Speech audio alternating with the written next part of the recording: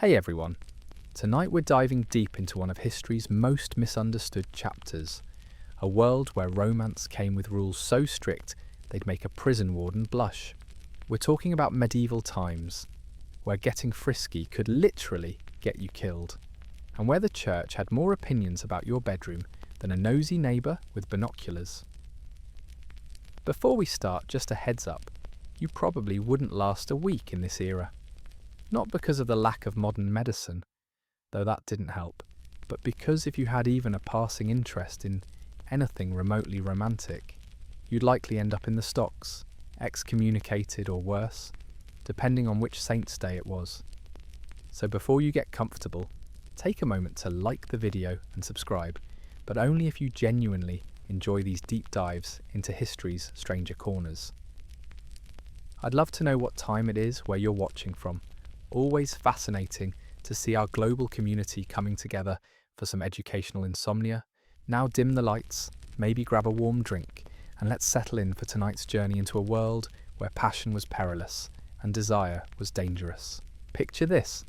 You're standing outside a massive stone monastery, the kind that looks like it was built to keep secrets in and sinners out.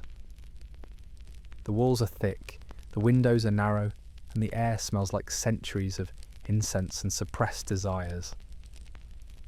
This isn't exactly where you'd expect to find tales of forbidden romance, but medieval monasteries were actually hotbeds of human drama. See, the thing about telling hundreds of people to completely ignore their most basic human instincts is that it doesn't actually work. Who could have predicted that? The monks and nuns who populated these religious communities were supposed to have renounced all worldly pleasures, including anything remotely related to physical attraction or romantic feelings. But here's where it gets interesting. These religious communities kept meticulous records, and I mean everything. They documented their daily routines, their prayers, their meals, and yes, their struggles with what they delicately called temptations of the flesh. Some of these records read like medieval soap operas. Take the case of Brother Marcus from a 12th century French monastery. His abbot wrote detailed accounts of how Marcus would become visibly agitated whenever Sister Catherine from the nearby convent would visit for religious discussions. The poor guy apparently developed what we might today recognise as a serious crush, complete with stammering, blushing, and an unfortunate tendency to knock over religious artefacts whenever she was around. But it wasn't just innocent crushes. Some monasteries became notorious for their not-so-holy behaviour. There's documentation of entire religious communities that had to be disbanded because the monks and nuns were, let's say, interpreting their vows of devotion in very creative ways. The irony is that monastic life was marketed as the ultimate escape from worldly temptation. Want to avoid the complications of romantic entanglement? Easy, just take some vows, eat bland food, chant in Latin and shave your head in that distinctive tonsure style. Problem solved, right? Wrong. If anything, the isolation made things worse. Think about it logically. You take people in their prime, lock them away from society, give them nothing but time to think, and then act surprised when they start developing feelings for the only other humans they see on a regular basis. The pressure was immense. These weren't just personal struggles, they were spiritual crises. The church taught that even thinking about romantic or physical attraction was a sin that could damn your eternal soul. Imagine trying to live up to that standard while being a normal human being with normal human feelings. Some monks tried increasingly desperate measures to control their thoughts. There are records of religious men who would sleep on beds of thorns, take ice-cold baths in winter, or even resort to self-flagellation whenever they felt what they considered impure thoughts arising. One particularly dedicated monk named Brother Heinrich claimed he had trained himself to recite psalms in his dreams to ward off any inappropriate dream content. Whether this actually worked or whether he was just really good at creative record keeping is anyone's guess. But the most fascinating part isn't the struggle itself, it's how the medieval mind tried to make sense of these very human experiences. When a monk or nun reported having vivid dreams of romantic encounters, the church didn't say, Well, that's normal human psychology. Instead, they developed an entire theology around demonic visitation. Suddenly, every nocturnal emission, every romantic dream, every moment of attraction became evidence of supernatural interference.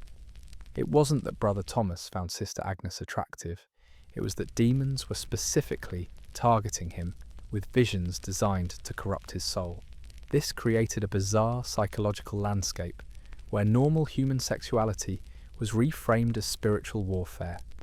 The Church developed detailed classifications for different types of demonic temptation, complete with specific prayers and penances for each category. Some religious communities became so obsessed with these spiritual battles that they started keeping statistical records. One 13th century monastery actually tracked how often different monks confessed to various types of impure thoughts, creating what might be history's first attempt at sexual psychology research. The data is fascinating in its medieval weirdness. Apparently, Mondays were particularly challenging for resisting temptation. Married women reported more vivid romantic dreams than unmarried ones, and there was a noticeable spike in confessions of improper thoughts during harvest season, when the communities had more contact with outside workers. Of course, not all religious communities were struggling with these issues equally. Some monasteries and convents developed reputations for being particularly strict about maintaining proper spiritual discipline, while others became known for being more, shall we say, relaxed in their interpretations of religious law. The stricter communities often attracted people who were genuinely committed to a life of celibacy and spiritual devotion, but they also attracted individuals who were fleeing from romantic complications in their secular lives and bringing that emotional baggage into what was supposed to be a peaceful religious environment. Then there were the communities that seemed to attract people who viewed religious life as a convenient cover for behaviour that wouldn't be acceptable in the outside world. These places often developed elaborate systems of secrecy and mutual protection that allowed forbidden relationships to flourish behind closed doors. The church hierarchy was well aware of these problems, but their solutions often made things worse. Instead of acknowledging that celibacy might be an unrealistic expectation for most people, they doubled down on punishment and surveillance. Some monasteries instituted systems where monks were required to confess, not just their actions, but their thoughts and dreams to their superiors on a daily basis. Imagine having to report every fleeting moment of attraction or romantic fantasy to your boss every single morning. Other communities tried physical separation as a solution. Double monasteries, where men and women lived in the same complex but were supposed to have minimal contact, were gradually phased out because they were seen as too tempting. Instead, male and female religious communities were built miles apart, with strict rules about when and how they could interact. But human nature has a way of finding loopholes in even the most carefully constructed systems. Religious communities developed elaborate networks for passing messages between monasteries. What were supposed to be theological discussions often became vehicles for more personal communications. There are surviving letters between monks and nuns that read like medieval romance novels, full of coded language about spiritual devotion that clearly carried deeper emotional significance. These correspondences were technically permissible because they discussed religious matters, but anyone reading between the lines could see what was really going on. The most tragic cases were the individuals who genuinely tried to live up to the impossible standards set by medieval religious law. These people often drove themselves to physical and mental exhaustion, trying to suppress what were completely normal human emotions and desires. Some developed what we might today recognize as symptoms of severe anxiety or depression, convinced that their inability to completely eliminate all romantic or sexual thoughts meant they were spiritually defective or possessed by demons. The Church's response to these psychological crises was typically medieval in its logic. Instead of questioning whether their expectations might be unrealistic, they prescribed more prayer, more fasting, and more severe penances. The solution to the problem caused by suppressing human nature was apparently to suppress it even harder.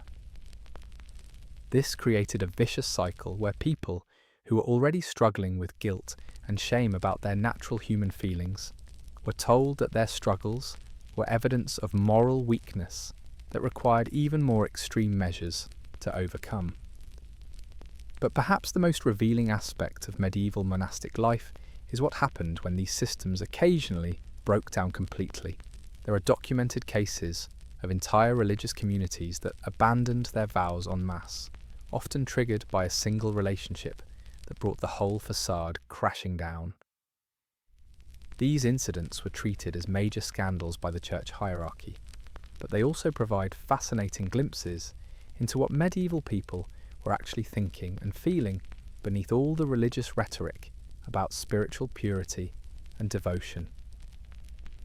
The truth is that medieval monasteries were filled with people trying to navigate the same basic human experiences that every generation faces, just within a framework that made those experiences exponentially more complicated and dangerous. As we continue our journey through medieval romantic life, we'll see how these same tensions played out in the secular world, where the stakes were different but often just as high. The church's influence extended far beyond monastery walls, shaping how ordinary people understood and expressed their most intimate feelings. But that's a story for our next section, where we'll explore how medieval saints managed to turn spiritual devotion into something that sounds suspiciously like erotic literature, and how the line between holy ecstasy and earthly passion became so blurred that even the church wasn't sure which side they were on. Now imagine stepping into a cathedral where the stained glass windows cast coloured shadows across stone floors, worn smooth by centuries of pilgrims. The air is thick with incense and whispered prayers, and along the walls hang portraits of saints that would make your grandmother clutch her pearls. Because medieval saints, those supposed paragons of virtue and spiritual purity, had some of the most scandalous spiritual experiences in recorded history.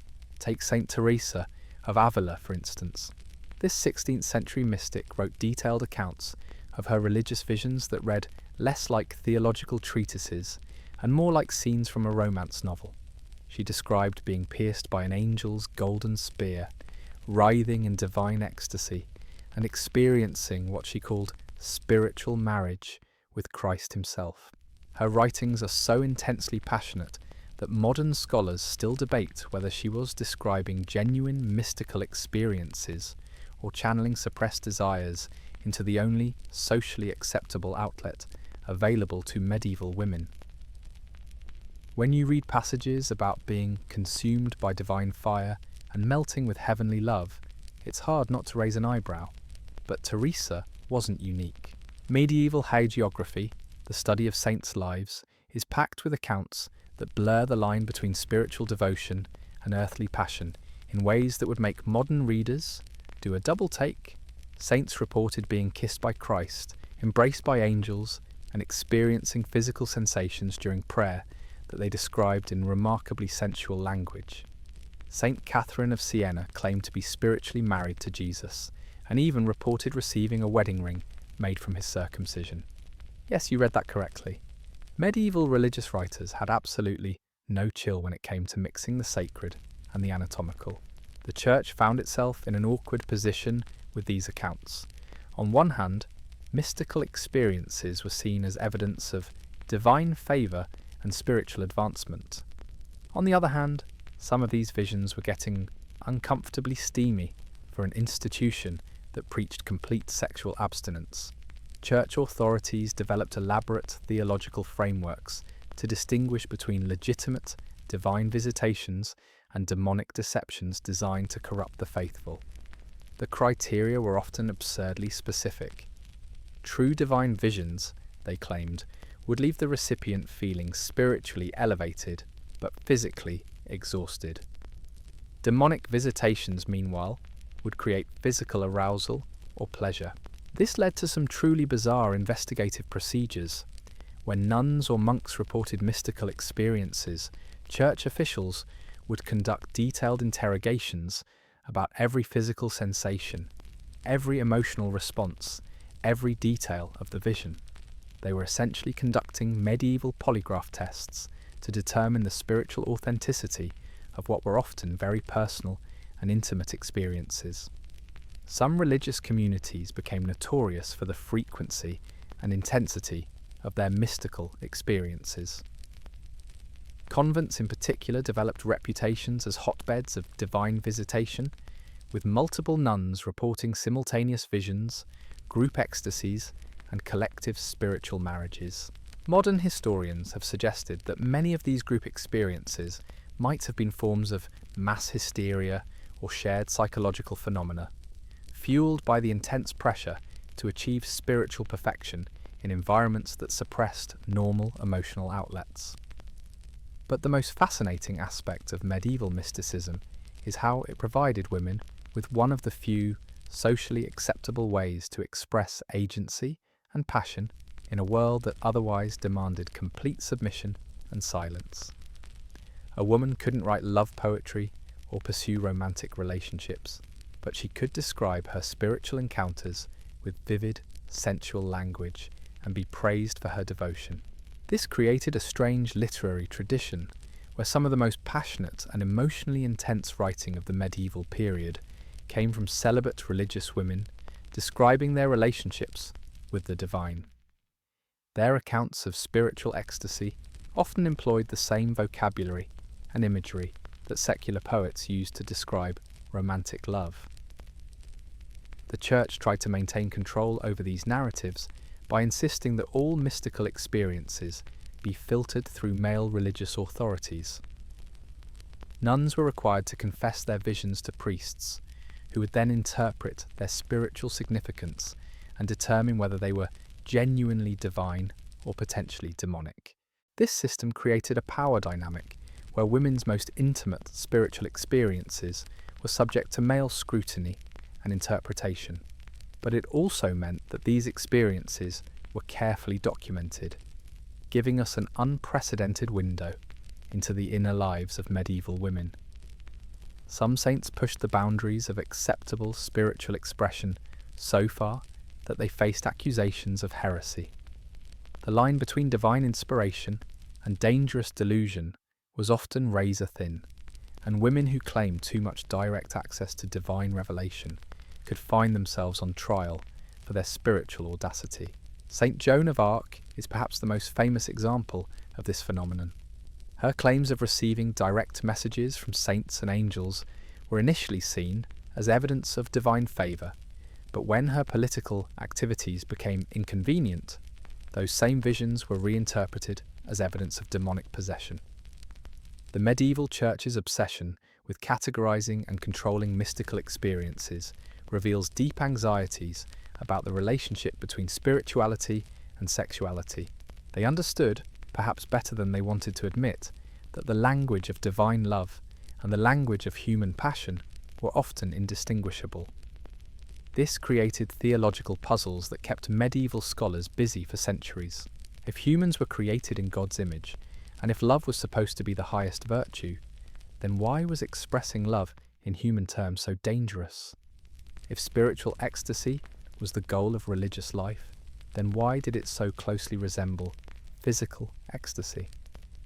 Some theological schools tried to resolve these contradictions by developing elaborate hierarchies of love. Divine love was pure and spiritual, they argued, while human love was corrupted by physical desire. The goal was to transcend earthly passion and achieve purely spiritual devotion. But in practice, this distinction proved nearly impossible to maintain. The same emotions, the same physical responses, the same intense feelings of connection and longing appeared in both spiritual and romantic contexts. Medieval people were left trying to navigate a world where the difference between salvation and damnation often came down to the object of their affection rather than the nature of their feelings. This theological confusion had practical consequences for how medieval people understood and expressed their emotions. Romantic love between humans was seen as potentially dangerous and spiritually corrupting, while identical feelings directed toward divine figures were praised as evidence of spiritual advancement.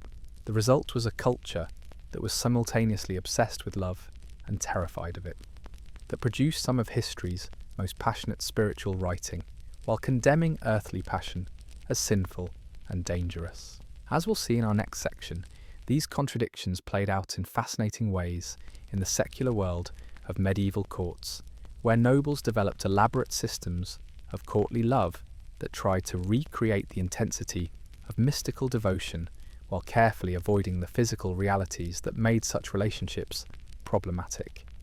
But first, we need to understand how these religious ideas about love and desire shaped the daily lives of ordinary medieval people, who found themselves caught between natural human feelings and a spiritual system that viewed those feelings as evidence of moral corruption. The medieval world was built on the fundamental assumption that the physical and spiritual realms were in constant conflict, and nowhere was this conflict more intense than in matters of the heart. For people living in this era, falling in love wasn't just a personal experience, it was a theological crisis that could determine the fate of their eternal souls. This brings us to one of medieval Europe's most peculiar institutions, the courts of love, where romance became performance art and desire was transformed into an elaborate game with rules more complex than chess, and consequences just as deadly. Picture yourself in a grand castle hall, where tapestries depicting heroic knights and ethereal ladies line the walls, and the air shimmers with the sound of lutes and the rustle of silk gowns. This is the world of courtly love, where passion was celebrated, refined, and ultimately neutered into something safe enough for public consumption. The basic premise of courtly love was beautifully absurd. A knight would choose a lady, usually married and definitely unattainable, and proceed to worship her from afar with the intensity of a religious devotee. He would write poems about her eyebrows, compose songs about her laugh, and perform increasingly ridiculous feats of valour, all in service of a woman he could never actually touch. The lady, for her part, was expected to remain graciously aloof, accepting his devotion with just the right mixture of appreciation and indifference. She might grant him small tokens of favour, a handkerchief, a lock of hair, maybe a fleeting smile, but anything more substantial would ruin the entire delicate balance of the relationship. This system was supposedly about elevating human love to a spiritual plane, transforming base physical desire into something pure and ennobling. In practice, it was a way for the medieval nobility to indulge in romantic fantasy while avoiding the messy realities of actual relationships. The courts that specialised in this kind of refined passion became legendary throughout medieval Europe. Eleanor of Aquitaine, one of the most powerful women of the 12th century, essentially turned courtly love into a competitive sport. Her court hosted elaborate debates about the proper rules of romantic behaviour, with panels of noble ladies making pronouncements about everything from the appropriate length of time a knight should pine before declaring his devotion to whether jealousy was a necessary component of true love. These weren't casual conversations, they were formal proceedings with all the pomp and ceremony of a legal trial. Ladies would present cases about romantic dilemmas, witnesses would testify about the behaviour of various lovers, and judgments would be rendered that became binding precedents for future romantic conduct. The whole system was codified in elaborate manuals that read like instruction guides for emotional torture. Andreas Capellanus wrote The Art of Courtly Love, which laid out 31 rules for proper romantic behaviour, including gems like no one can be bound by a double love, and when made public, love rarely endures. Rule number 13 stated that love that is divulged rarely lasts, which essentially meant that successful courtly love required complete secrecy. Rule number 15 declared that every lover regularly turns pale in the presence of his beloved, apparently making anemia a romantic requirement. But perhaps the most telling rule was number 23.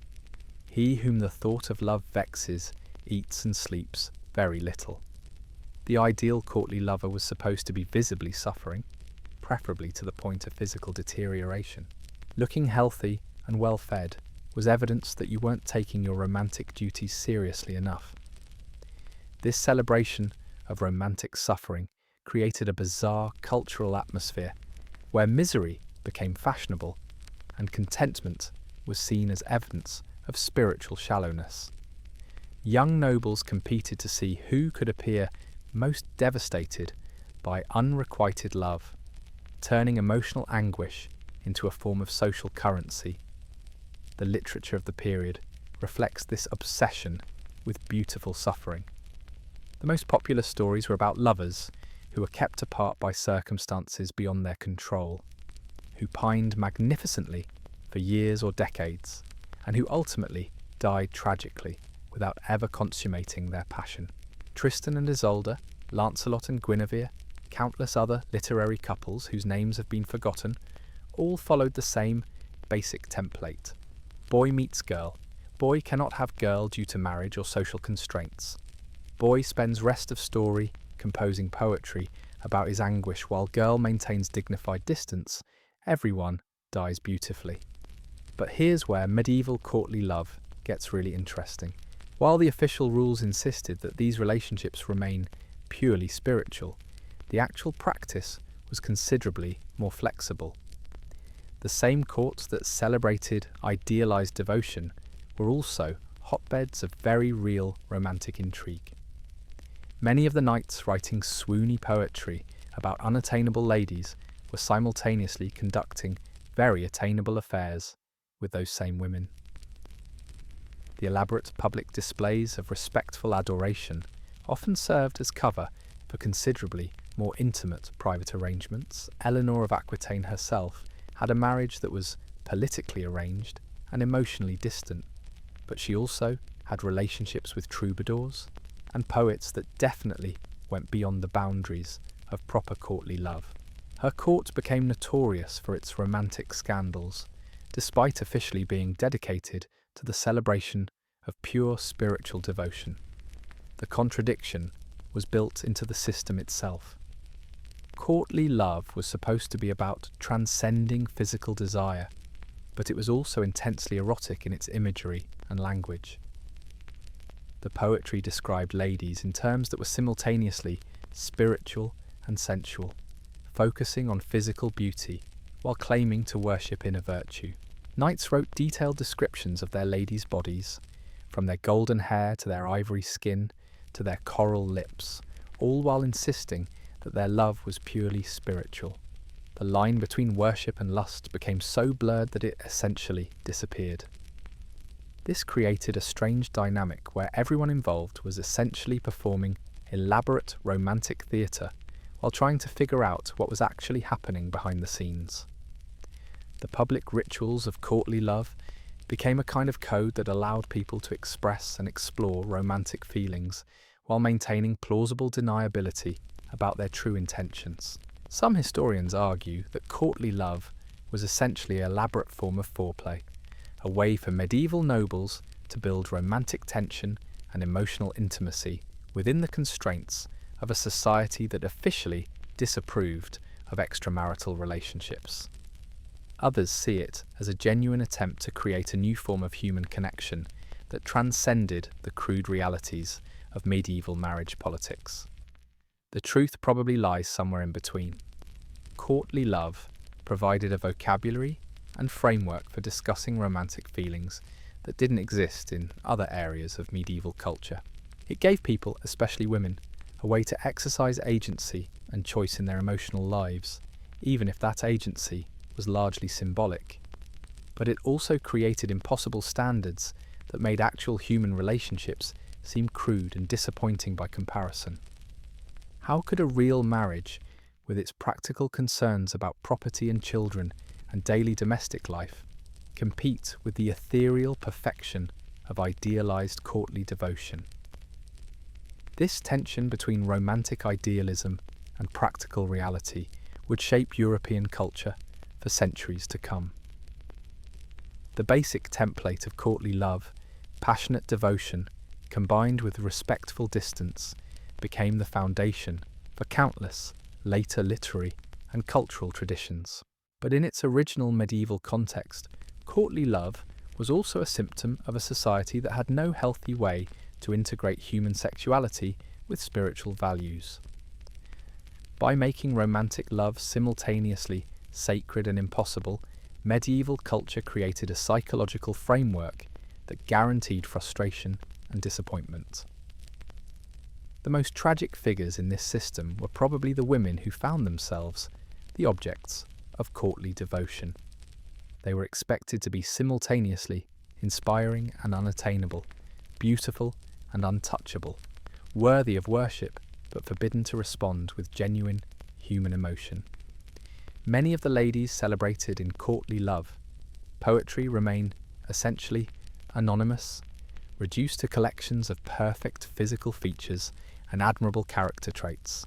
They weren't seen as complete human beings with their own desires and motivations, but as symbols of an idealized femininity that existed primarily to inspire masculine devotion. This objectification was disguised as respect, but it was ultimately just as dehumanizing as more obviously misogynistic attitudes. The pedestal that courtly love placed women on was still a prison, even if it was decorated with flowers and poetry. As we move forward in our exploration of medieval romance, we'll see how these courtly ideals played out in the lives of ordinary people who couldn't afford elaborate romantic theatre, but still had to navigate the complex emotional landscape that medieval Christianity had created around human relationships. The gap between aristocratic romantic fantasy and common reality was enormous, and it's in that gap that we find some of the most revealing insights into what medieval people actually thought and felt about love, desire, and the eternal human struggle to connect with one another in a world that seemed designed to keep people apart. But away from the glittering courts and their elaborate romantic pageantry, life was considerably more basic and considerably more honest. You leave the castle behind and find yourself walking through narrow, muddy streets where the houses lean against each other like drunken friends. The air smells of wood smoke, animals, and unwashed humanity. Welcome to a medieval village where romance was less about poetry and more about survival. For the vast majority of medieval people, love was a luxury they couldn't afford to overthink. When you're spending 14 hours a day working in fields or crafting goods just to keep your family fed, you don't have time for elaborate courtship rituals or philosophical debates about the nature of desire. But that doesn't mean peasant life was devoid of romance or passion. It just took very different forms than the aristocratic version we've been exploring. Village courtship was direct, practical, and surprisingly progressive in ways that would have scandalized the nobility. Take the tradition of bundling, for instance. This was a courtship practice where young couples would lie together in bed, fully clothed, often with a wooden board between them, to talk and get to know each other. Yes, you heard that right. Medieval peasants invented supervised sleepovers for teenagers, and it was considered perfectly respectable. The idea was that young people needed a chance to test their compatibility before making the enormous commitment of marriage. In a world where divorce was virtually impossible and marriages were economic partnerships that could make or break entire families, it made sense to give couples a chance to see if they could stand each other's company through long winter nights. Of course, the wooden board between them was more symbolic than functional. These were healthy young people with normal human desires, and predictably, bundling often led to what medieval records delicately called anticipating the marriage vows. When pregnancy resulted, the community generally expected the couple to formalize their union quickly and quietly. This pragmatic approach to premarital relations was worlds apart from the aristocratic obsession with virginity and purity. Among the peasantry, a woman's worth wasn't determined by her sexual inexperience, but by her ability to work, bear children, and contribute to the family's survival. Village communities had their own forms of romantic ritual that were often more egalitarian than anything happening in the noble courts. During festivals and harvest celebrations, young people would participate in group dances and games that were essentially elaborate courtship displays. These events were opportunities for flirtation and mate selection that were sanctioned by the community but not overly regulated by church authorities.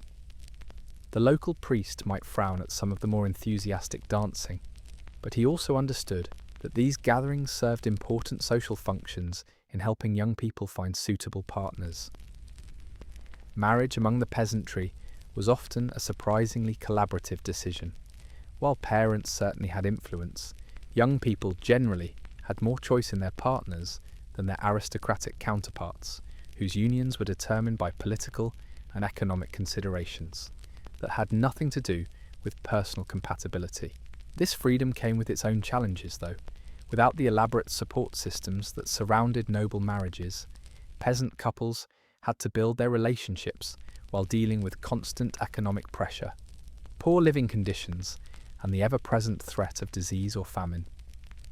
The intimacy of peasant life created both opportunities and problems for romantic relationships.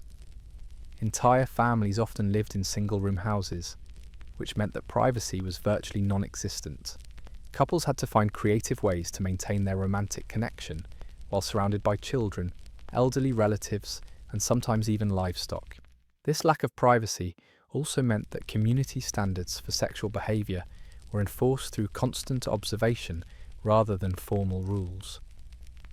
Everyone knew everyone else's business, which created powerful social pressure to conform to accepted norms while also making it difficult to hide transgressions. The church's influence in rural communities was often more practical than theological. Village priests were usually drawn from the local population and understood the realities of peasant life in ways that high church officials did not. They were more likely to focus on maintaining community harmony than enforcing abstract principles of sexual purity. This created a gap between official church doctrine and actual religious practice that was particularly pronounced in matters of sexuality and marriage. The elaborate theological frameworks developed by urban scholars had little relevance to people whose primary concerns were survival and family stability. Rural communities developed their own informal systems for managing sexual relationships that were often more flexible and forgiving than official church law. Couples who lived together and were recognized by their neighbors as married were generally treated as such, regardless of whether they had gone through formal church ceremonies. This practice, sometimes called marriage by consensus, was technically illegal according to canon law, but it was so widespread that church authorities often had to accept it as a fait accompli. The practical needs of rural communities took precedence over theological purity, but peasant life also had its own forms of sexual regulation and punishment. Communities that depended on cooperation for survival couldn't tolerate behaviour that threatened social stability. Adultery, sexual violence, or other forms of misconduct that disrupted family relationships were dealt with swiftly and often harshly. The punishments were usually public and designed to restore community balance rather than enforce abstract moral principles. A man who abandoned his family might find himself ostracized until he returned and made amends. A woman who carried on too openly with multiple partners might face social shunning that made it difficult for her to function in the community. These community-based systems of justice were often more effective than formal legal proceedings because they addressed the practical consequences of sexual misconduct rather than focusing on theological concepts of sin and redemption. The seasonal rhythms of agricultural life also shaped peasant sexuality in ways that were completely foreign to urban or aristocratic experience.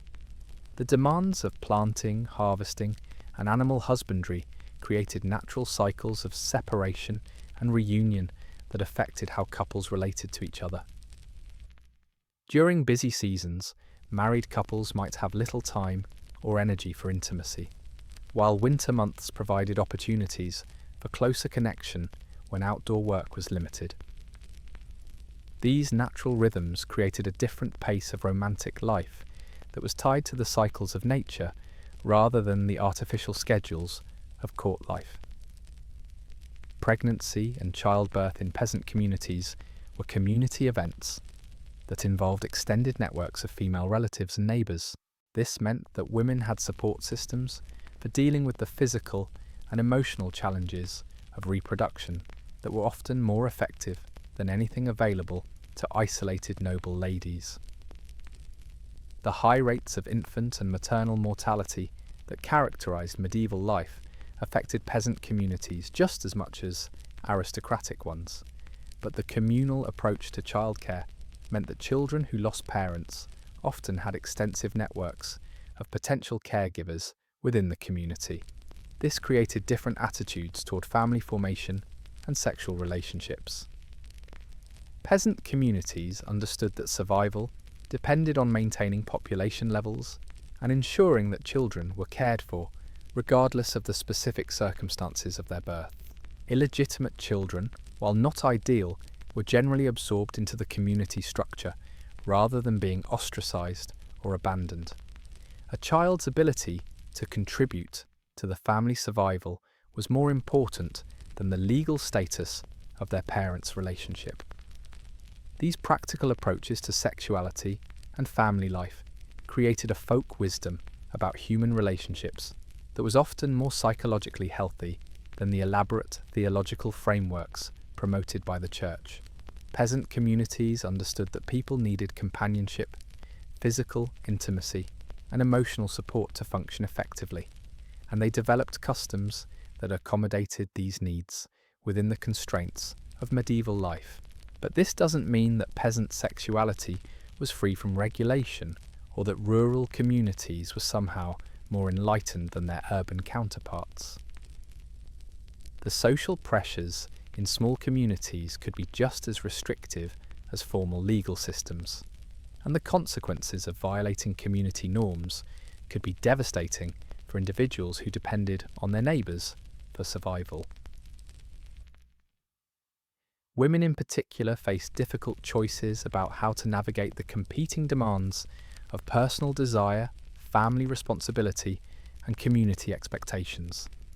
A woman who was too sexually assertive might be labelled as disruptive, while one who was too passive might be seen as failing in her duties to attract a suitable husband and produce children.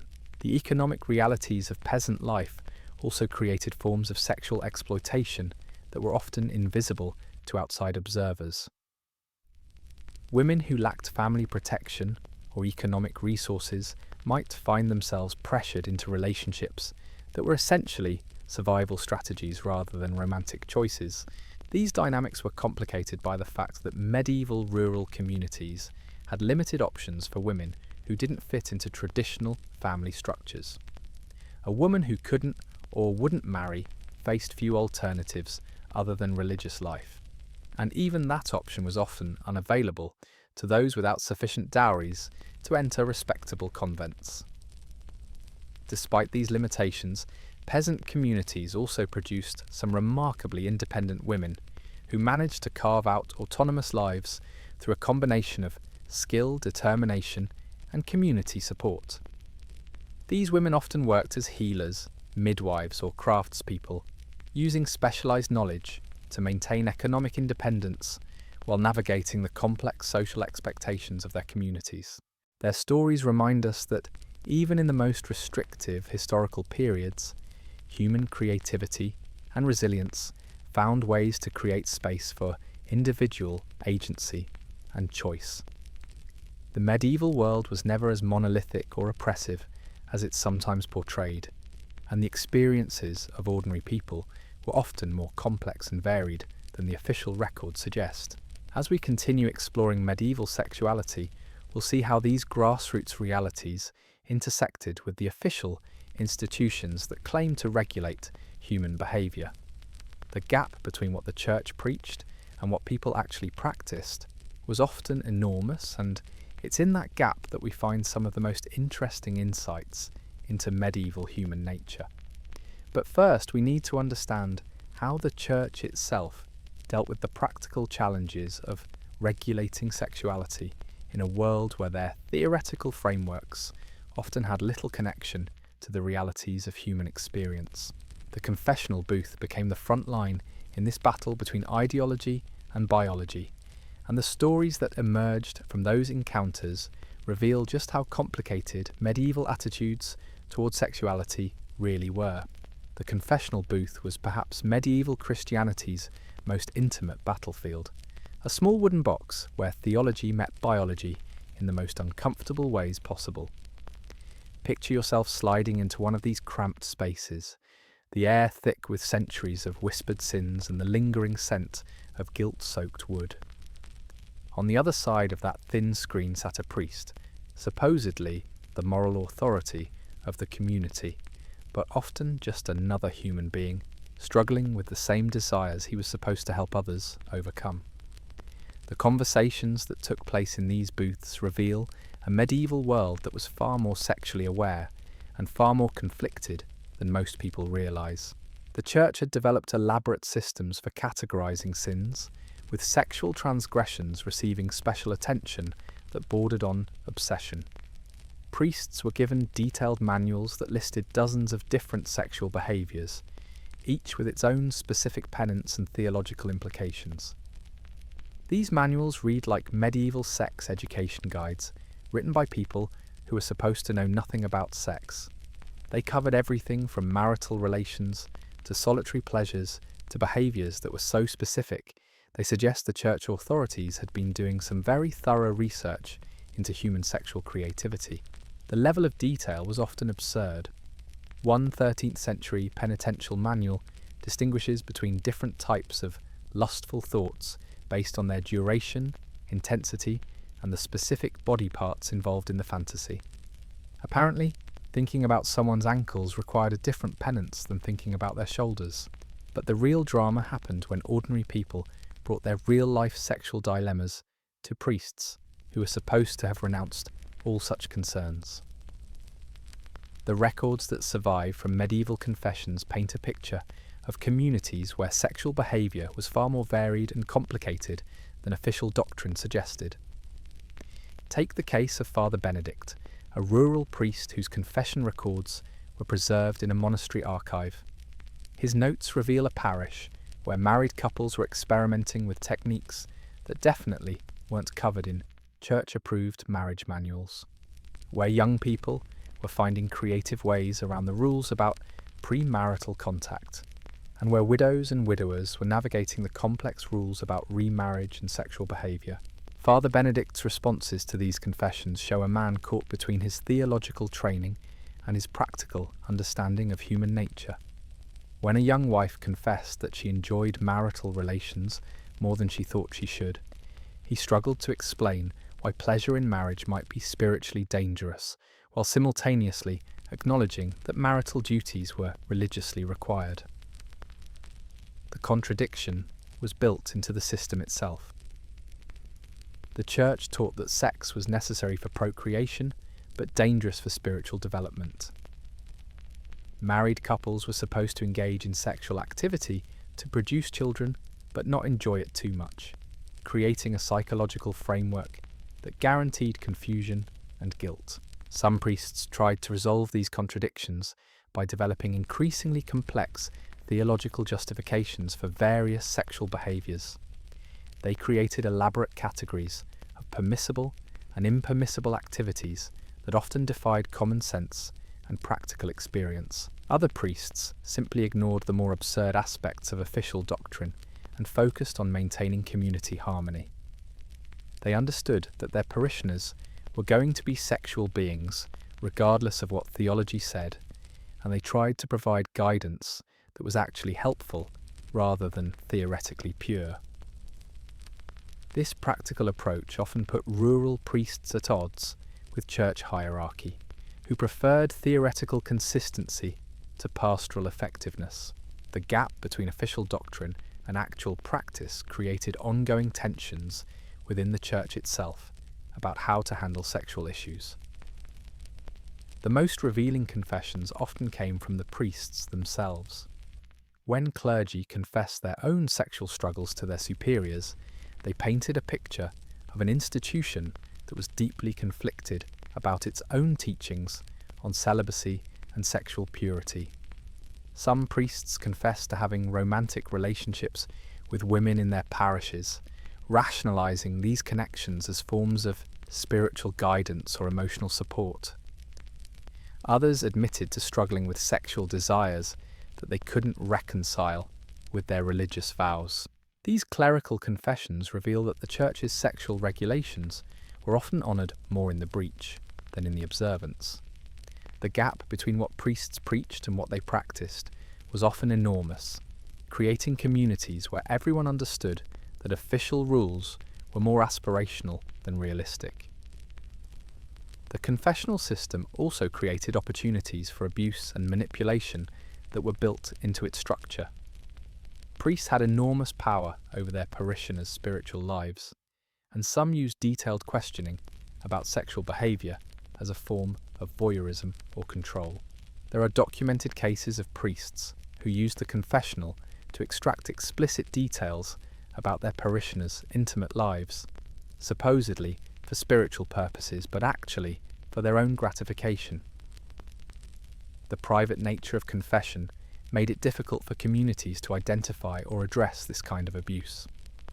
Women were particularly vulnerable to these dynamics because they were taught that questioning priestly authority was itself a form of sin. The same system that was supposed to provide spiritual guidance often became a mechanism for sexual exploitation. But the confessional also provided some medieval people with their only opportunity to discuss sexual concerns, with someone who was supposed to be knowledgeable and trustworthy. For all its problems, the system did create space for conversations about sexuality that didn't exist elsewhere in medieval society. Some priests genuinely tried to provide helpful guidance to people struggling with sexual issues. They offered practical advice about marital problems, helped couples navigate fertility concerns, and provided emotional support for people dealing with loss or trauma. The quality of this guidance varied enormously depending on the individual priest's knowledge, experience, and personal attitudes towards sexuality. Some were genuinely helpful counselors who used their religious authority to support healthy relationships. Others were sources of additional guilt and confusion who made their parishioners' problems worse. The records also reveal that medieval people were often more sexually knowledgeable than church authorities assumed. Parishioners frequently asked questions or described behaviours that showed sophisticated understanding of anatomy, fertility, and sexual technique that they had acquired outside of official religious channels. This folk knowledge about sexuality existed parallel to church teaching and often contradicted official doctrine. Communities developed their own informal systems for sharing information about sexual health, fertility control, and relationship advice that were passed down through networks of women and experienced couples. The church's attempts to control sexual behaviour were often undermined by these alternative information networks. People learned about sexuality from practical experience, community wisdom, and oral traditions that were often more accurate and helpful than anything they heard from the pulpit. This created ongoing tensions between official religious authority and practical community knowledge. Priests often found themselves trying to address sexual issues that their theological training hadn't prepared them for, while parishioners brought concerns that didn't fit neatly into official categories of sin and virtue. The confessional records also reveal the seasonal rhythms of sexual behaviour in medieval communities. Certain times of year saw spikes in particular types of confessions, reflecting the agricultural and social cycles that shaped rural life. Spring and summer brought increases in confessions related to premarital sexual activity, as young people had more opportunities for privacy and courtship during busy outdoor work seasons. Winter months saw more confessions related to marital problems, as couples spent more time in close proximity with limited privacy. Religious seasons also affected sexual behaviour in predictable ways. The period leading up to major religious holidays often saw increases in sexual confessions as people tried to purify themselves spiritually before important celebrations. But these patterns also reveal that medieval people often treated sexual regulations as temporary restrictions rather than permanent lifestyle changes. They would abstain from certain behaviours during religious seasons but resume them afterward, suggesting a more flexible approach to sexual morality than official doctrine would suggest. The geographical location of communities also affected the types of sexual issues that appeared in confession records. Urban parishes dealt with different concerns than rural ones, reflecting the different social pressures and opportunities available in various settings. Cities provided more anonymity and opportunity for sexual experimentation, but also more surveillance and formal regulation. Rural communities had less privacy, but more informal flexibility in how they handled sexual transgressions. Border regions and trading centres often had more diverse sexual cultures, as contact with different groups brought exposure to varying attitudes and practices around sexuality and marriage. These communities often developed hybrid approaches that combined elements from different cultural traditions. The confessional system was supposed to create uniformity in sexual behaviour across all Christian communities, but in practice it revealed enormous diversity in how different groups understood and expressed sexuality. The Church's one-size-fits-all approach to sexual regulation often failed to account for the varied social, economic, and cultural contexts in which people lived. As we continue our exploration of medieval sexuality, we'll see how these local variations and practical adaptations shaped the development of European sexual culture in ways that often contradicted official religious teaching. The gap between theory and practice was particularly pronounced when it came to marriage, where the Church's idealistic vision of lifelong monogamous unions collided with the complex realities of medieval family life. But first we need to understand how the Church's sexual regulations affected women differently than men, creating gender-specific forms of oppression and resistance that shaped medieval society in profound ways. The story of medieval sexuality cannot be told without examining how religious authorities used sexual regulation as a tool for controlling women's bodies, choices, and social roles. The weight of the Church's sexual regulations fell disproportionately on women, creating a complex web of restrictions that controlled every aspect of female life from birth to death. In medieval Christian theology, women were simultaneously seen as spiritually equal to men and inherently more dangerous, a contradiction that produced centuries of confused and often cruel policies. The root of this contradiction lay in the Church's interpretation of the biblical creation story. Women were created in God's image, just like men, which meant they possessed immortal souls capable of salvation. But they were also descendants of Eve, whose temptation had caused humanity's fall from grace, which meant they carried an inherent tendency towards sin and corruption. This theological framework created a Madonna-whore complex that dominated medieval thinking about women. The ideal woman was the Virgin Mary, pure, obedient, and sexually untouchable. The cautionary example was Eve, curious, independent, and sexually dangerous. Every real woman was expected to navigate between these impossible extremes. The practical result was a system of sexual regulation that was far more restrictive for women than for men. While male sexual behaviour was certainly monitored and controlled, men were generally seen as victims of female temptation rather than the primary sources of sexual sin. This gendered approach to sexual regulation affected every stage of a woman's life cycle. Young girls were taught from early childhood that their primary value lay in their sexual purity, which could be lost through a single moment of indiscretion. The concept of female virginity became so central to medieval culture that it shaped everything from marriage negotiations to inheritance laws. The obsession with female virginity created markets for medical procedures, religious rituals, and legal documentation that were designed to verify or restore a woman's sexual purity. Midwives developed techniques for examining women's bodies to determine their sexual experience, though these methods were often unreliable and always invasive. Some communities required virginity testing before marriage, creating humiliating public examinations that treated women's bodies as commodities to be inspected and evaluated. These practices were justified as necessary protections for men who needed assurance that they weren't being deceived about their wives' sexual history.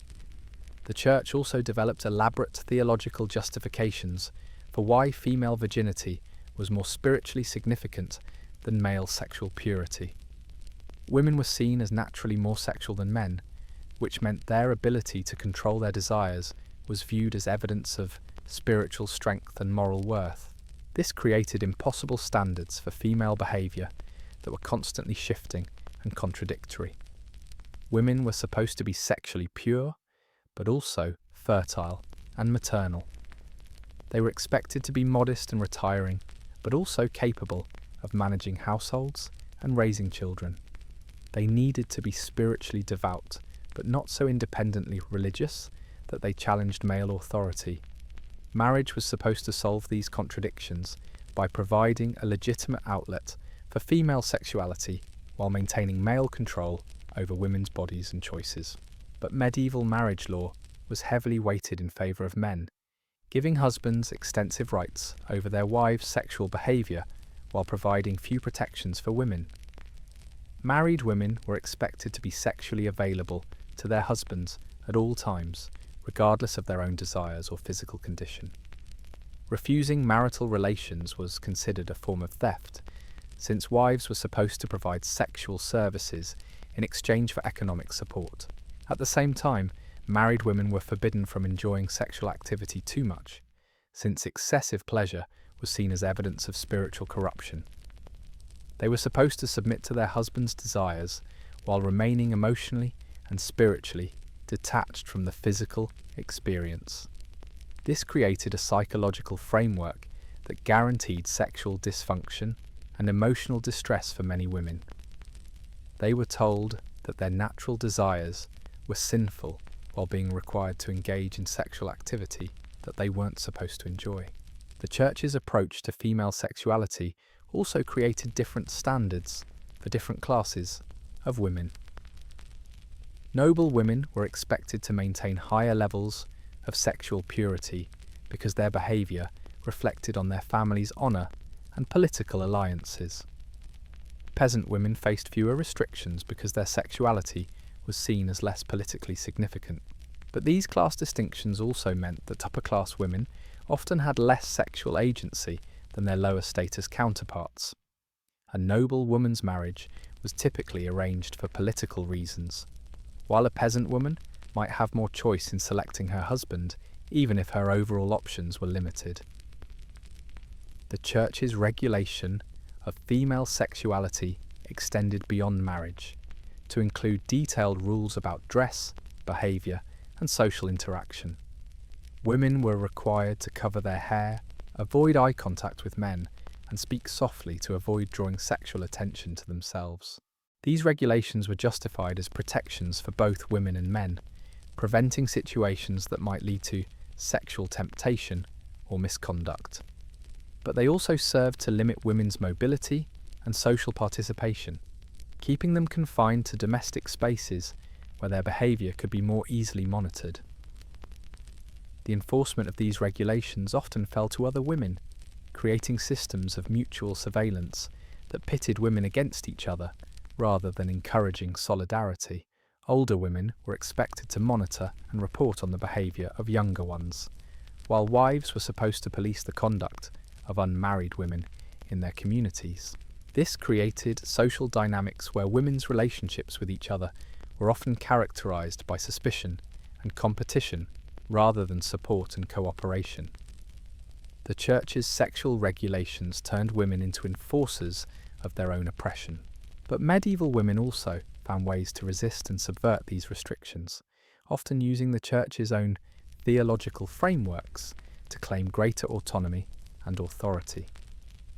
Some women embraced extreme religious devotion as a way to escape the sexual expectations placed on them, choosing celibacy and spiritual marriage over earthly relationships.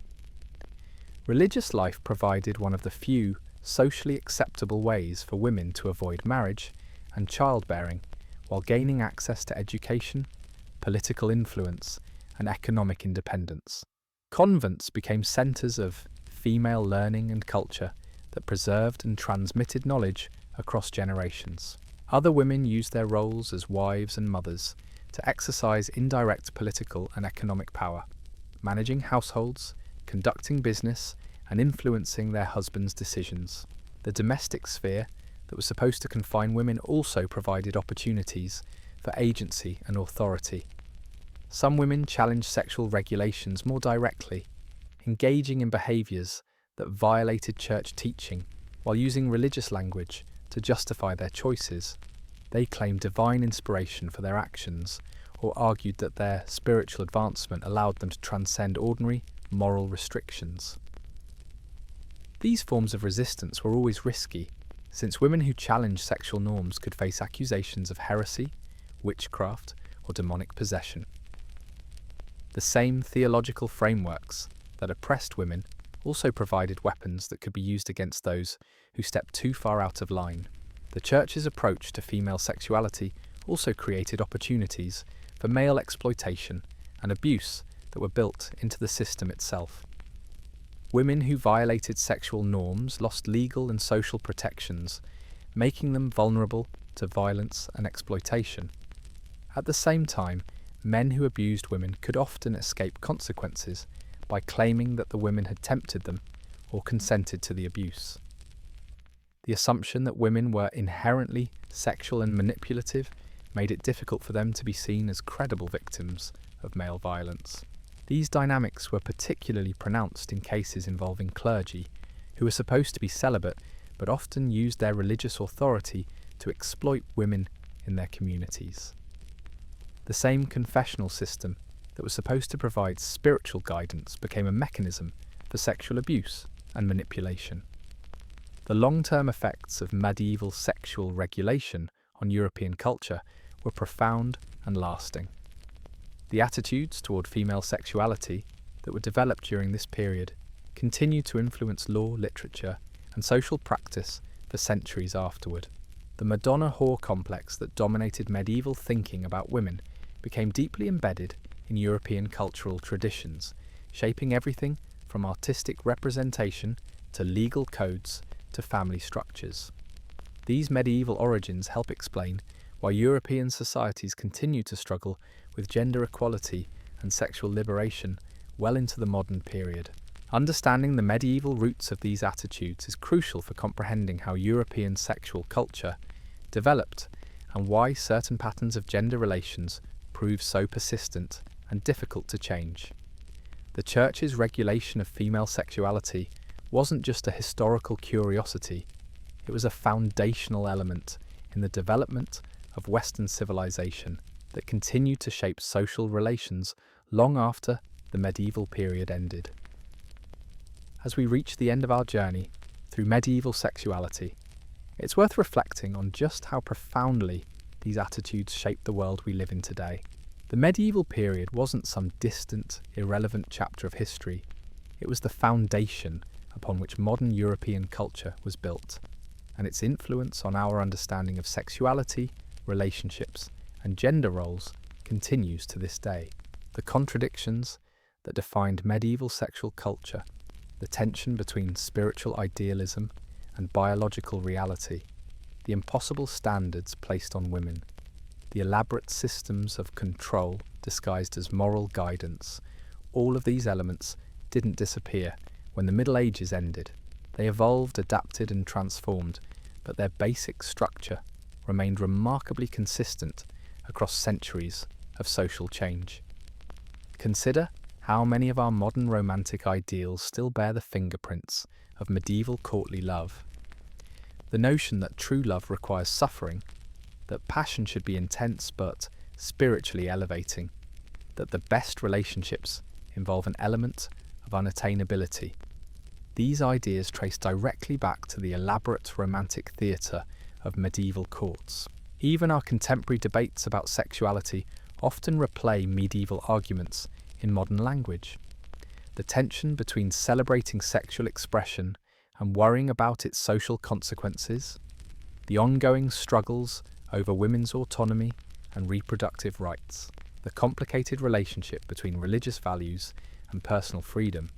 All of these issues have medieval precedents that shaped how European societies approach these questions.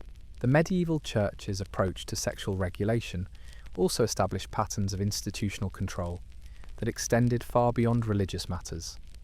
The idea that personal behaviour should be subject to community oversight, that private choices have public consequences, that authorities have the right to regulate intimate relationships.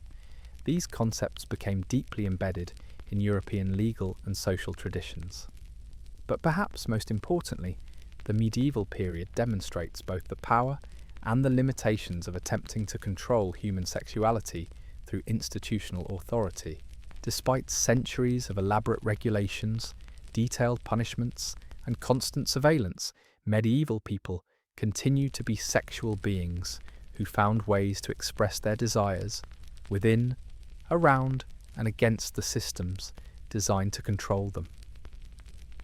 The survival of love letters hidden in monastery walls, the persistence of folk traditions that contradicted church teaching, the development of alternative communities that created space for different forms of sexual expression. All of these examples remind us that human sexuality is remarkably resilient and creative in the face of oppression. The medieval experience also reveals how sexual regulation is always about more than just sex. It's about power, control, social organisation, and cultural identity. The Church's obsession with sexual behaviour wasn't primarily motivated by theological concerns. It was a tool for maintaining institutional authority and social hierarchy. Understanding this helps explain why sexual politics continue to be so contentious in contemporary society. When we argue about reproductive rights, marriage equality, or gender roles, we're not just debating individual behaviours, we're negotiating fundamental questions about who has authority over human bodies and choices. The medieval period shows us that these negotiations have been going on for centuries, with different groups using different strategies to claim or resist control over sexuality. The specific issues change, but the underlying dynamics remain remarkably consistent. This historical perspective can be both depressing and liberating. Depressing because it reveals how slowly social attitudes change and how persistent oppressive structures can be. Liberating because it demonstrates that even the most powerful institutions and deeply held beliefs are ultimately human constructions that can be challenged and transformed. The medieval world often seems completely foreign to modern sensibilities, but the people who lived through it were dealing with the same fundamental human experiences that we face today. They fell in love, struggled with desire, navigated complex relationships, and tried to find meaning and connection in a world that often seemed designed to frustrate their efforts. Their strategies for dealing with these challenges were shaped by the specific constraints of their historical moment, but their underlying motivations and feelings were recognisably human. Reading medieval love letters or confession records, we encounter people who are simultaneously strange and familiar, products of their time, but also timeless in their basic humanity. This recognition can help us approach our own sexual and romantic challenges with greater perspective and compassion. The problems we face may seem uniquely modern, but they're often variations on themes that have been playing out for centuries. The medieval experience also reminds us to be skeptical of any system that claims to have simple answers to complex human questions. The Church's elaborate theological frameworks for understanding sexuality were intellectually sophisticated, but practically disastrous because they failed to account for the messy realities of human experience. Contemporary authorities who promise easy solutions to sexual problems, or claim to have discovered the one true way to organise human relationships, are probably making the same fundamental mistake that medieval theologians made. They're trying to impose theoretical consistency on phenomena that are inherently diverse and contradictory. Perhaps the most valuable lesson from medieval sexual culture is the importance of maintaining space for human agency and choice within whatever regulatory systems we create.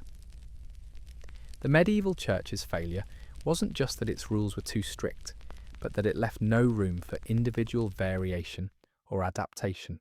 The communities and institutions that survived and thrived during the medieval period were usually those that found ways to balance official requirements with practical flexibility.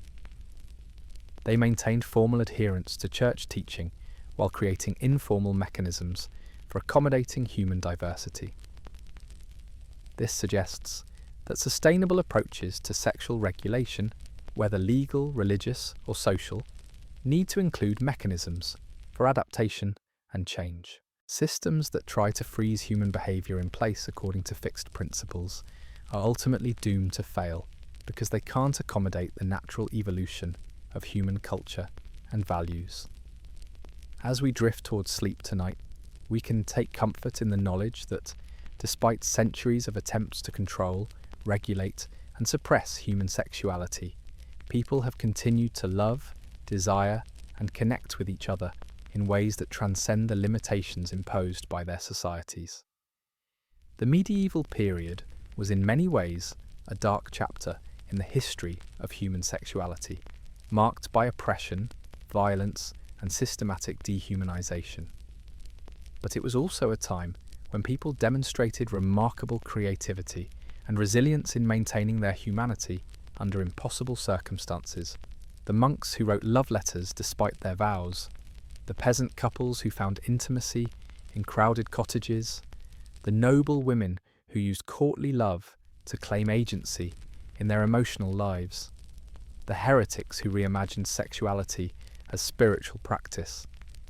All of these people remind us that human connection is stronger than the systems designed to prevent it. Their stories encourage us to approach our own sexual and romantic lives with courage, creativity, and compassion. We may face different challenges than medieval people did, but we're part of the same ongoing human project of trying to love and be loved in a complicated world. The medieval experience teaches us that this project is both more difficult and more important than we might realise. It requires constant vigilance against systems that would reduce human beings to categories and regulations. It demands that we maintain space for mystery, diversity, and change in how we understand sexuality and relationships. But most importantly, it reminds us that despite all the obstacles and complications, the fundamental human capacity for love and connection remains constant across centuries and cultures. The specific forms it takes may change, but the underlying drive to reach across the void that separates us from each other continues to motivate human behaviour in ways that no authority can fully control or predict. So as you close your eyes tonight, remember that you're part of a long tradition of people who have struggled to love authentically in difficult circumstances. Your desires, your relationships, your search for connection and meaning, all of these link you to countless generations of humans who faced similar challenges with varying degrees of success and failure. The medieval world may seem impossibly distant, but in matters of the heart, the distance collapses. Love, desire, longing, hope, disappointment, joy, all of these experiences transcend historical boundaries and remind us of our shared humanity. Sweet dreams, and may your own romantic adventures be blessed with more freedom and less regulation than our medieval ancestors enjoyed. The lights are dimming now, the story draws to a close, and somewhere in the distance, the bells of history toll softly for all the lovers, dreamers, and rebels who dared to follow their hearts despite the consequences.